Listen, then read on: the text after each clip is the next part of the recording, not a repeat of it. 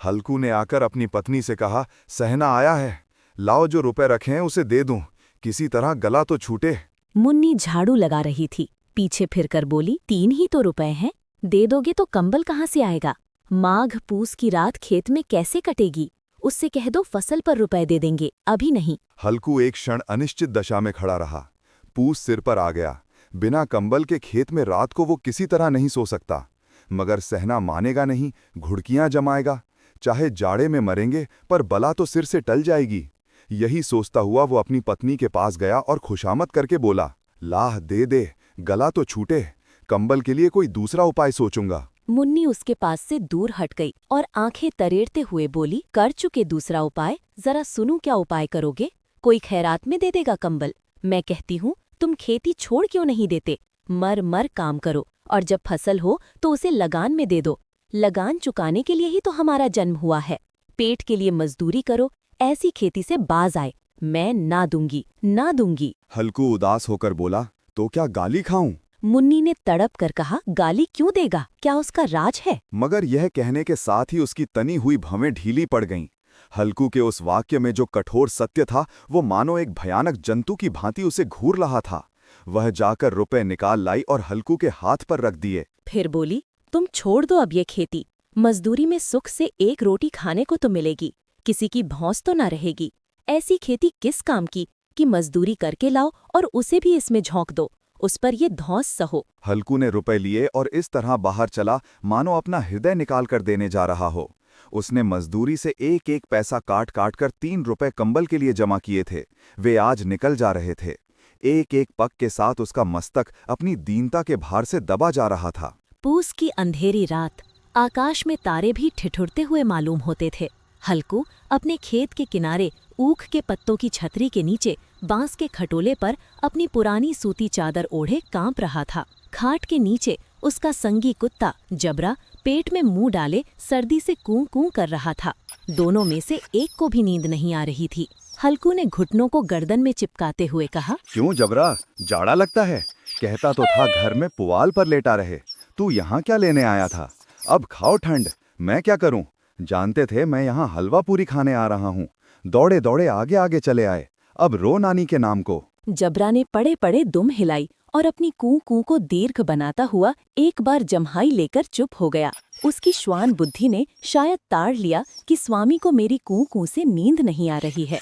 हल्कू ने हाथ निकालकर जबरा की ठंडी पीठ सहलाते हुए कहा, कल से मत आना मेरे साथ, नहीं तो ठंडे हो जाओगे। यह पछुआ न जाने कहाँ से बर्फ लिए आ रही है। किसी तरह बस रात कट जाए, यह खेती का मजा है। और एक एक भाग्यवान ऐसे पड़े हैं जिनके पास जाड़ा जाए तो गर्मी से घबराकर भागें। मोटे गद्दे, लिहाफ, कंबल तकदीर की खूबी है। मजदूरी हम करें, मजा दूसरे लूटें। जबरा ने हल्कू के मुंह की ओर देखा। हल्कू, आज और जाड़ा खा ले, कल से यहाँ मैं पुआल बिछा दूंगा, उसी में घुसकर बैठना, तब जाड़ा ना लगेगा। जबरा ने अपने पंजे उसके घुटनों पर रख दिए और उसके मुंह के पास अपना मुंह ले गया। हल्कू को उसकी सांस गर्म लगी। हल्कू निश्चय करके लेटा कि चाहे कुछ भी हो अब सो जाऊंगा, पर एक क्षण में ही उसके हृदय में कंपन होने लगा। कभी इस करवट लेटता, कभी उस करवट, पर जाड़ा किसी पिशाच की भांति उसकी छाती को दबाए हुए था। जब किसी तरह ना रहा गया, उसने जबरा को धीरे से उठाया और उसके सिर को थपथपाकर उसे अपनी गोद में सुला लिया। कुत्ते की देह से न जाने कैसी दुर्गंध आ रही थी, पर वह उसे अपनी गोद से चिपटाए हुए ऐसे सुख का अनुभव कर रहा था जो इधर महीनों से उसे ना मिला था। जबरा शायद समझ रहा था कि स्वर्ग यही है, और हल्कू की पवित्र आत्मा में तो उस कुत्ते के प्रति घृणा की गंध तक नहीं थी। अपने किसी अभिन्न मित्र या भाई को भी वह इतनी ही तत्परता से गले लगाता। दशा इस अनोखी मैत्री ने जैसे उसकी आत्मा के सब द्वार खोल दिए थे। उसका एक एक अणु प्रकाश से चमक रहा था। सहसा जबरा ने किसी जानवर की आहट पाई। इस विशेष आत्मीयता ने उसमें एक नई स्फूर्ति पैदा कर दी थी, जो हवा के झोंकों को तुच्छ समझती थी। वह झपट कर उठा और छतरी के बाहर आकर भौंकने लगा। हल्कू ने उसे कई बार पुचकार कर बुलाया, पर वह उसके पास नहीं आया। खेत में चारों ओर दौड़कर भौंकता रहा। एक क्षण के लिए आता तो तुरंत ही फिर दौड़ पड़ता। कर्तव्य उसके हृदय में अरमान की भांति उछल रहा था। 1 घंटा और गुजर गया। रात ने शीत को हवा से धतकाना शुरू कर दिया। हल्कू उठ बैठा और दोनों घुटनों को छाती से मिलाकर सिर को उसमें छिपा लिया। फिर भी ठंड कम न हुई। ऐसा जान पड़ता था सारा रक्त जम गया है और धमनियों में रक्त की जगह हिम बह रहा है। उसने झुककर आकाश की ओर देखा कि अभी कितनी रात बाकी है। सप्तर्षि अभी आकाश में आधे भी नहीं चढ़े, ऊपर आ जाएंगे तब कहीं सवेरा होगा। अभी पहर भर से ऊपर रात है। हल्कू के खेत से कुछ दूर आमों का बाग था। पतझड़ शुरू हो गया था। बाग में पत्तियों का ढेर लगा हुआ था। हल्कू ने सोचा, चलकर पत्तियां बटोरूं और उन्हें जलाकर खूब तापूं। रात को कोई मुझे पत्तियां बटोरते देखे तो समझे कोई भूत है। कौन जाने कोई जानवर ही छिपा बैठा हो।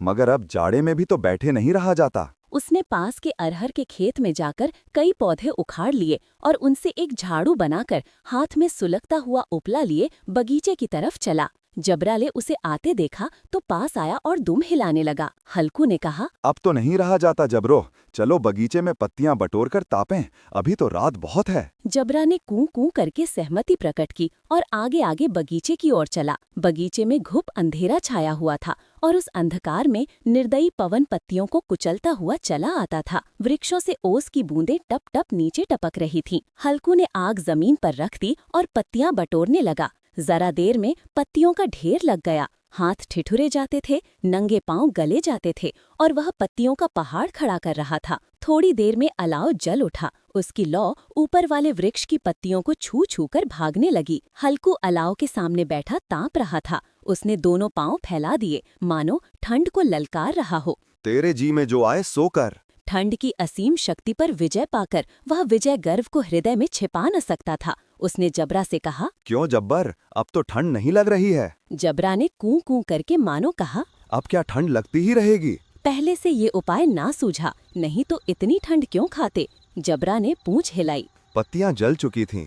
बगीचे में फिर अंधेरा छा गया था। राख के नीचे कुछ कुछ आग शेष थी जो हवा का झोंका आ जाने पर जरा जाग उठती थी, पर एक क्षण में फिर आंखें बंद कर लेती थीं।